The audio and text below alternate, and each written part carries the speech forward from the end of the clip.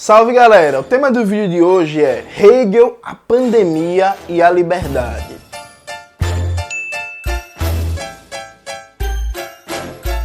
Antes de começar propriamente o tema do vídeo de hoje, quero muito agradecer a você que ajuda a manter e melhorar o nosso canal a partir do Apoia-se.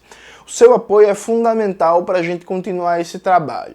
Note, existe uma larga tradição na filosofia e na teoria política que pensa os momentos de exceção, de quebra da normalidade do cotidiano, como guerra, fomes, secas, pandemias, como momentos que revelam a essência dos fenômenos, que revelam a verdade dos fatos que está oculta, neblinada, escondida na aparência do cotidiano do nosso dia a dia. Dentro dessa perspectiva, a gente pode pensar que a pandemia ela revela as entranhas do sistema político-econômico que a gente vive. É em momentos de exceção, de quebra da normalidade, como a pandemia, que a gente pode pensar se o sistema que a gente vive é realmente democrático, tem soberania popular, existe igualdade jurídica, defende e se fundamenta na liberdade, se existem os direitos fundamentais materializados pela Constituição. Isso fica muito mais claro do que nos momentos de normalidade. E a gente vai pensar um pouco a questão da liberdade no contexto da pandemia a partir de Hegel. Hegel, aquele famoso pensador alemão, muito apreciado por Marx, Engels e Lenin. Hegel, que é conhecido como um pensador difícil, um pensador complexo. Inclusive, quem quiser entender Hegel, recomendo muito o curso do meu amigo Eribaldo sobre Hegel, que está aparecendo aqui. Esse vídeo, inclusive, é fruto de uma troca de ideias, de reflexões junto com o Eribaldo. O que eu falar de bom, a responsabilidade é compartilhada, é minha e dele. O que eu falar de ruim, a responsabilidade é só minha. Note, Hegel pensa a liberdade a partir de três esferas interligadas e inseparáveis, indissociáveis. Primeiro, para você estar livre, você tem que estar vivo.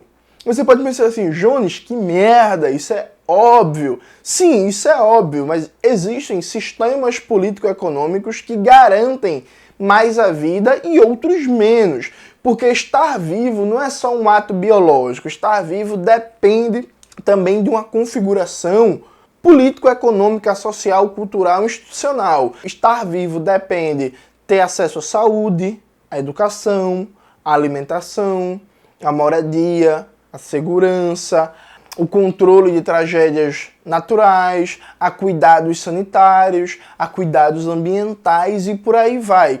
Então você tem configurações político-institucionais que garantem, que preservam a vida e outras não. E para lutar pela liberdade, para exercer a liberdade, para ser livre, é preciso estar vivo. Então, a pandemia, ela revela uma primeira dimensão fundamental da liberdade, que é que países, frente a uma emergência, uma quebra da normalidade, um fenômeno que, por exemplo, interrompe o lucro da burguesia, que países tomaram as medidas necessárias para preservar a vida e que países, de uma forma ou de outra, retardaram ou não aplicaram essas medidas, como no caso do Brasil, para garantir os interesses e o lucro da burguesia, secundarizando as vidas, as perdas humanas. Então essa é a primeira dimensão importante. Só que para Hegel, não basta só estar vivo. Você precisa estar vivo e exercer a liberdade enquanto ser humano, enquanto cidadão, enquanto sujeito de direito. Porque Hegel pensa o Estado como o reino da eticidade, da realização da razão da vida em comunidade e da razão do sujeito que é livre. Porque ser livre é sempre uma relação social. Ser livre é um ato relacional. Numa floresta, isolado, você não é livre, porque você não está em sociedade, em comunidade, em relação. Você só é livre com os outros. Mas você é livre se você é reconhecido enquanto igual e se o direito de participar dos negócios públicos, da esfera pública, é reconhecido a todas e todos de maneira igual. Então, é como se a gente pudesse, de maneira mais didática, dizer assim, olha, você exerce a liberdade quando você é um sujeito de direito com igual direito e dever frente a outros sujeitos de direito, ambos com igual capacidade de participar da gestão da vida pública, coletiva e em comunidade. Então você precisa, para ser livre, de igualdade jurídica, de igualdade política e de igualdade entre seus pares. Só que essa igualdade entre seus pares, ela não é só uma igualdade jurídica, política, ela é também uma igualdade social, cultural. E aqui a gente entra na terceira esfera da liberdade. Hegel faz um debate sobre reconhecimento. Esse debate é aprofundado, desenvolvido e até modificado em alguns pontos pelo Axel Honneth, famoso da terceira geração da escola de Frankfurt. Tem um livro, A Luta pelo Reconhecimento, que foi até bem conhecido no Brasil alguns anos atrás, gerou bastante debate. Basicamente, é preciso que numa comunidade um sujeito seja reconhecido enquanto sujeito plenamente humano pelos outros sujeitos. A faculdade de ser reconhecido como humano não é algo natural. Ela é também uma configuração social, política, institucional, cultural e por aí vai. Então, se, por exemplo, eu sou um negro num sistema racista, eu estou vivo porque eu tenho condições materiais para estar vivo e para viver bem, eu tenho essa primeira dimensão da liberdade. Eu posso votar, eu posso ser votado, eu tenho igualdade jurídica. Do ponto de vista da esfera político, jurídica, legal, institucional, eu sou igual a Cauê, por exemplo. Mas eu sofro preconceito, eu sofro discriminação pela cor da minha pele. Na minha comunidade eu não sou visto como igual frente a todos os outros. Portanto, eu tenho um déficit de reconhecimento, eu não sou reconhecido como um pleno sujeito de igualdade, como um pleno ser humano. Eu não posso exercer plenamente minha liberdade.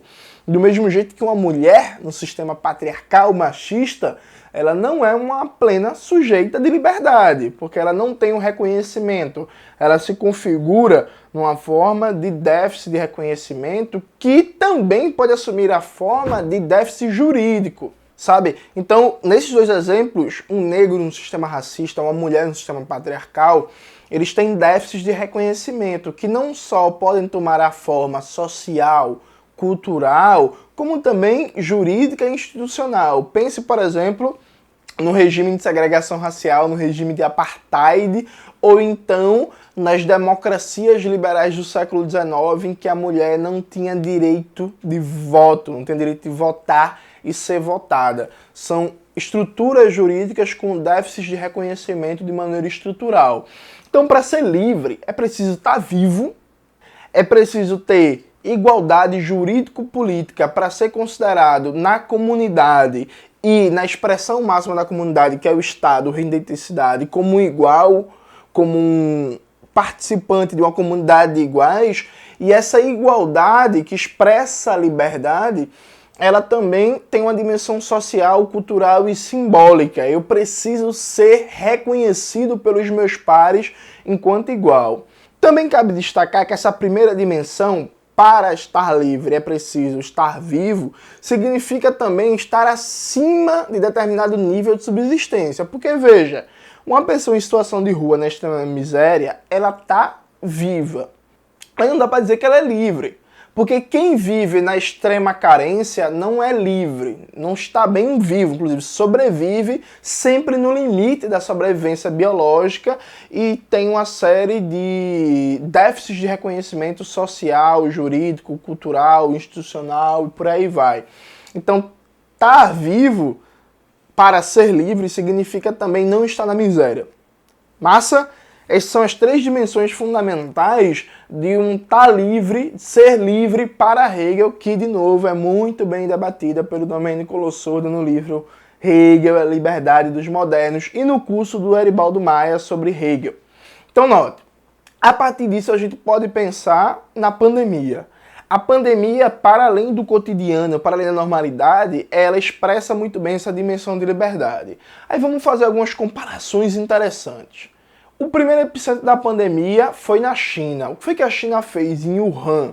A China decretou um lockdown severo, fechou tudo, garantiu que as pessoas ficassem em casa, só funcionassem os serviços essenciais e que todos os protocolos de proteção sanitária e de saúde fossem rigorosamente cumpridos, a despeito do prejuízo inicial que isso poderia ter para o lucro dos empresários privados e da economia como um todo. A China colocou a vida acima de qualquer outra coisa, inclusive garantiu um auxílio emergencial para os trabalhadores e trabalhadoras, pessoas mais pobres, num valor de 3 mil reais.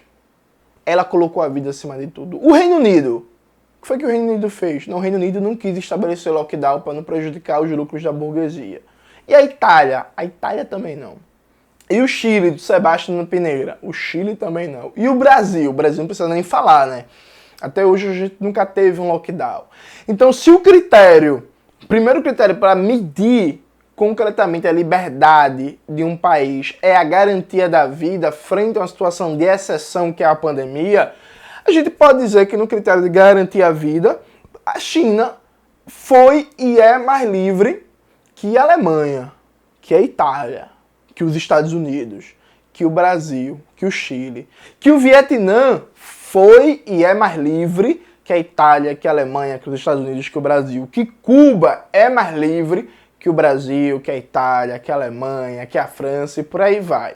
O segundo critério, a igualdade jurídico-política, ela não se expressa só no momento do voto. O Hegel, inclusive, pensava essa igualdade jurídico-política de maneira concreta, embora fosse um pensador idealista em última instância, essa igualdade ela tinha que se materializar na prática, na vida social e em comunidade. No momento de uma pandemia, a pandemia ela atinge de diferentes formas as diferentes classes. Portanto, a política do Estado para combater a pandemia, ela tem que dar uma atenção privilegiada para as populações mais vulneráveis. No caso aqui, garantir a igualdade é ter uma política desigual, sacou? Então, por exemplo, a classe trabalhadora no Brasil que vive em condições precárias, tem déficit habitacional, tem uma quantidade de metros quadrados por pessoa muito pequena, em comparado com a classe média e com a classe burguesa, com os endinheirados, a política estatal para garantir a quarentena, o isolamento social, a segurança sanitária, a saúde e também garantir o acesso a leitos de UTI, garantir o tratamento médico, o acompanhamento médico para as pessoas que tiveram Covid. Isso passa por criar hospitais de campanha, isso passa por garantir mais profissionais de saúde, por comprar mais medicamentos, equipamentos, ampliar a estrutura de saúde para garantir que as pessoas da classe trabalhadora, as pessoas pobres, tenham o mesmo nível, ou o mais próximo possível disso, de assistência do que as pessoas de classe média, as pessoas ricas que têm acesso à medicina de ponta a partir do seu poder, do seu capital, pagando. Isso foi feito no Brasil, essa política estatal para garantir um atendimento de saúde igual para todos, ou mais próximo disso? Não. Foi feito nos Estados Unidos? Também não. Estados Unidos, inclusive, que nem tem SUS, viu? Estados Unidos nem tem sistema público, é uma bagunça, você quebra uma perna, um carro bate em você, quebra uma perna, para engessar a perna é 10 mil dólares, e as pessoas não querem engessar porque não tem dinheiro para pagar, vai ficar endividado, engessa em casa com papelão, é horrível. Foi garantido na Europa Ocidental, em muitos países não, em alguns sim. Então, por exemplo, a Europa Ocidental já avançou um pouco mais nisso. Vários países colocaram os hospitais privados como geridos pelo Estado, estabelecendo a chamada fila única. Então, os leitos públicos e privados foram juntados e é a mesma fila, não vai ter diferença. Em alguns países chegaram a estatizar temporariamente sistemas de saúde privado e por aí vai. Mas também não chegou próximo do Vietnã, não chegou próximo do que foi feito em Cuba, não chegou próximo do que foi feito na China. Aí a gente parte para o terceiro elemento da pandemia, que é: grupos sociais marginalizados, oprimidos, tendem a ter, em momentos como esse, taxas de mortalidade maior. Lembre, por exemplo, do furacão Katrina dos Estados Unidos, que matou particularmente a comunidade negra, e o presidente Bush, na época, não fez absolutamente porra nenhuma. Deixou a galera morrer porque é preto, deixa morrer, é isso e tal. Quando você pega os dados do Covid-19 no Brasil, você vai ver que a população negra é menos vacinada, tem um índice de contaminação maior e tem um índice de mortalidade maior. Ou seja, ela não está sendo tratada como igual frente às disponibilidades de recursos e ação pública no combate à pandemia. Essa população está sendo discriminada. Aí quando você pega exemplos de China, Cuba, Coreia, até Nova Zelândia, Vietnã, Venezuela e por aí vai, você percebe um tratamento, no geral, mais igualitário, ainda que também existam índices menores de divergência entre o número de contaminados e mortos em determinados grupos sociais, nacionais e por aí vai. Você percebe um quadro mais geral, mais igual. Então, fica num exemplo clássico da China, em comparado, por exemplo, com a Alemanha ou com a França. Por qualquer um dos três critérios, você vai ver que a China expressou uma liberdade muito maior a partir de um debate hegeliano de liberdade do que a Alemanha. A China é conhecida como uma ditadura e a Alemanha é conhecida como uma democracia. Isso faz a gente pensar o que é liberdade. E aqui eu volto diretamente para Hegel. Domênico Losurdo ele debate que Hegel não era um liberal, não porque Hegel fosse estatista, monarquista, como dizem, mas porque Hegel se nega a colocar a propriedade privada como absoluta. Para Hegel, absoluta é a vida e o interesse da comunidade materializado no Estado, o reino da eticidade, da razão. A propriedade privada é um direito fundamental a ser preservado, mas ele não é absoluto. Inclusive, Hegel é uma das bases para os debates sobre função social da propriedade muitos anos depois. Eu vou citar aqui um trecho do Hegel, de Filosofia do Direito, que o Domênico Losurdo cita nesse debate, né? Losurdo fala na página 229 do seu livro que eu já citei. E aqui, lembrando, citando Hegel, o homem que morre de fome tem direito absoluto de violar a propriedade de outro. Ele viola a propriedade apenas num conteúdo limitado, no direito da necessidade extrema.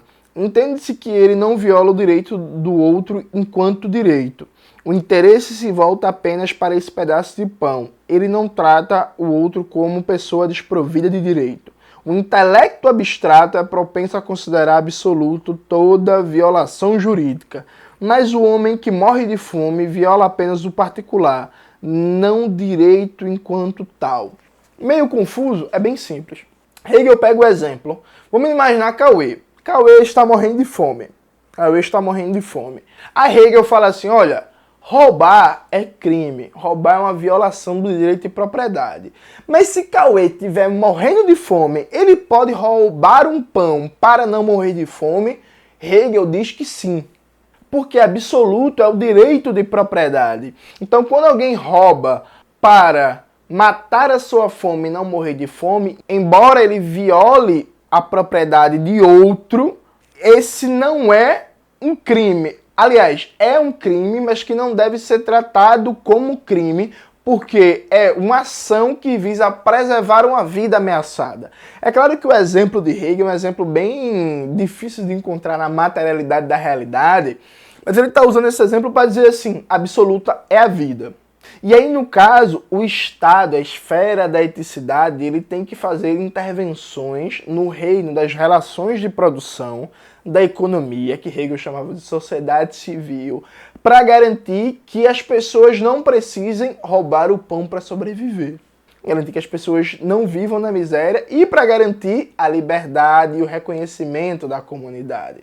Em outro momento do livro, Losurdo, ele compara Hegel com Locke. E veja a comparação. John Locke é conhecido como o pai do liberalismo político, um autor muito conhecido, muito prestigiado, muito adorado pelos liberais, né? Veja o que diz Losurdo na página seguinte, 230. Se em Locke é a discussão da esfera da propriedade privada em seu caráter absoluto e inviolável que se configura como arbítrio e violência, em Hegel o que se configura como arbítrio e violência é justamente a absolutização da propriedade privada, a pretensão de fazer valer absolutamente uma abstração indevida a partir das necessidades concretas do ser humano e das obrigações da solidariedade da comunidade política. Quem nega o outro enquanto sujeito jurídico e, portanto, quem exerce a violência, não é de modo algum um faminto que espera salvar a própria vida por meio de uma limitada violação do direito de propriedade, mas o proprietário que pretende sacrificar a vida de um homem no altar da pretensa inviolabilidade do direito de propriedade. Se no proprietário toma corpo o abstrato furor legalista do intelecto, é no faminto em luta pela sobrevivência que toma corpo a razão em sua concretude histórica ou política. Então, enquanto na tradição liberal o direito de propriedade e os direitos a eles associados, ou seja, o direito de contrato, o direito da esfera privada, enquanto a propriedade privada da sua casa, do seu lar, ele que é absoluto, para Hegel o direito absoluto é a vida. Na pandemia, a gente viu centenas de países capitalistas que colocaram o direito de propriedade acima de tudo. O que foi absoluto não foi a defesa da vida humana no geral com igualdade. O que foi absoluto foi a defesa do lucro da burguesia, de não paralisar a economia, a defesa inclusive da propriedade privada. Ano passado, em 2020, eu publiquei nas minhas redes sociais essa foto que está aparecendo aqui, que é dos Estados Unidos, em que em Las Vegas, o lugar que mais tem quarto de hotel por metro quadrado no mundo, pintaram o estacionamento e colocaram as pessoas para dormir no chão do estacionamento, pessoas em situação de rua, pessoas pobres, ao invés de expropriar temporariamente os hotéis e colocar as pessoas em quarto. Então veja, seguindo as recomendações da OMS, o que o poder público deveria fazer? Deveria pegar essas pessoas e colocar nos quartos de hotel, porque Las Vegas não tinha turista e tinha mais de 30 mil quartos de hotel vago. Mas não, essas pessoas ficaram em estacionamentos, ao relento, no sereno, porque não pode violar a função da propriedade privada que é gerar lucro. Isso é seguir a essência da filosofia liberal, que é colocar a propriedade privada acima de tudo em qualquer situação, em qualquer dimensão. A propriedade privada ela é absoluta, ela é inviolável e ela é o guia, o fundamento de todo ordenamento jurídico, político, institucional, cultural, familiar, educacional e por aí vai.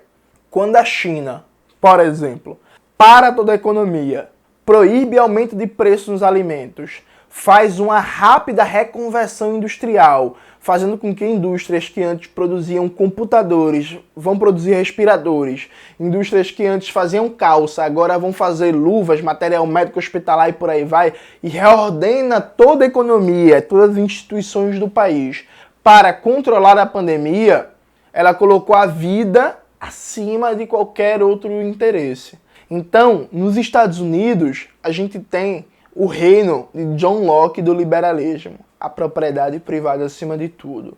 Na China, no Vietnã, em Cuba e até alguns países capitalistas, atenção, né, como a Nova Zelândia, de maneira não tão rigorosa como na China, como no Vietnã, mas ainda tem, a gente tem a vida acima de qualquer outra coisa e interesse. A gente tem Hegel e a tradição que vai de Hegel até o marxismo, até o movimento operário, o socialismo, que coloca o interesse público acima dos interesses privados, individuais, particularistas.